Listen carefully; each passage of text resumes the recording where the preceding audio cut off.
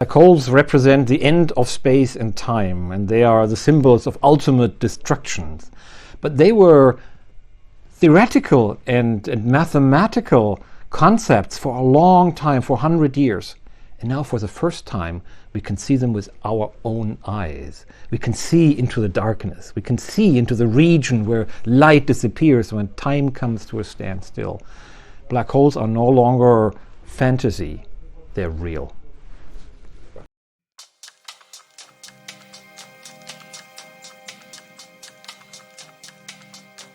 Black holes are monsters where enormous amount of mass are in a tiny room.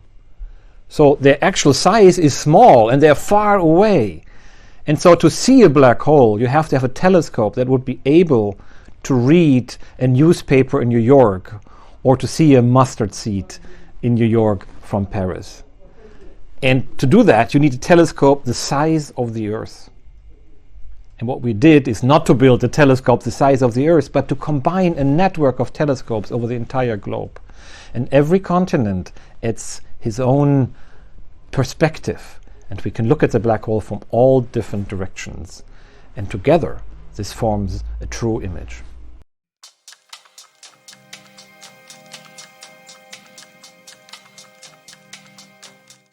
Next day, I was stunned by the feedback and the reaction from people all over the world. It was on the front page news around the world, and we were told 4.5 billion people had seen that image. Somehow this captured the imagination of people of all cultures, of all nations, of all ages. And that was such a wonderful thing to experience, to share science with almost everybody. And it was something that, we took this picture with the world, we gave it back to the world, and the world embraced it in a way we never imagined.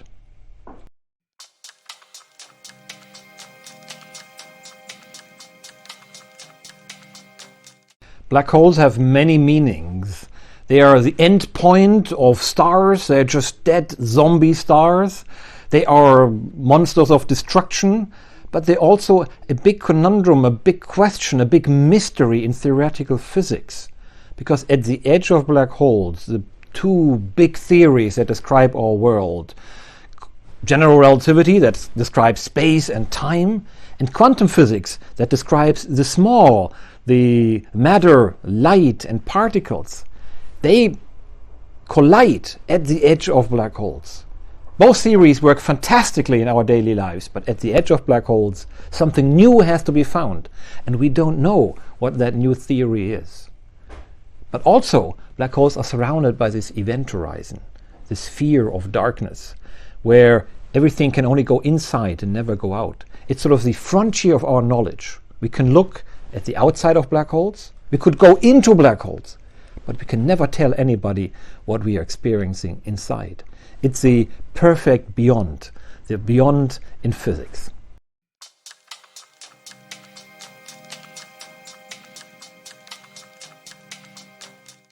James Webb will look at the very early phase of the universe, how stars were born. It will look at planets, how the atmospheres are forming and what's inside these atmospheres.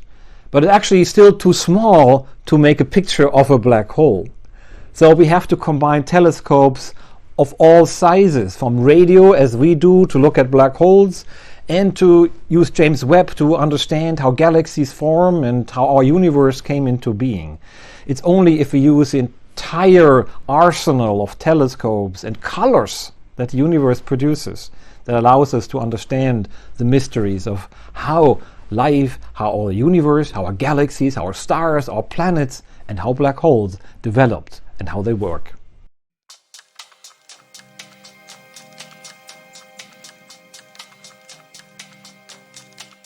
Physics will never tell us the actual beginning.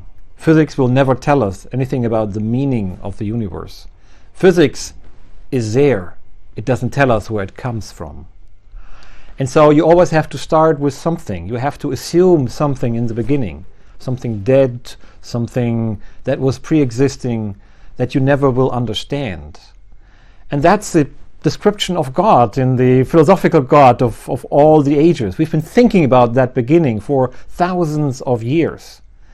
And science will get us close to this, but will never be able to have us understand everything about the beginning. And so God is the perfect description and the perfect idea and the perfect encapsulation of all that was in the beginning.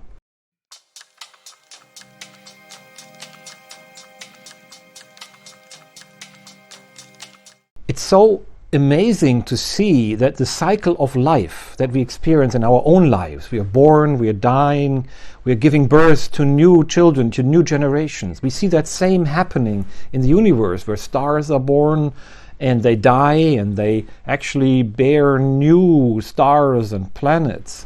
And the universe is born, and we know the universe will decay. Some people think there are even multiple universes.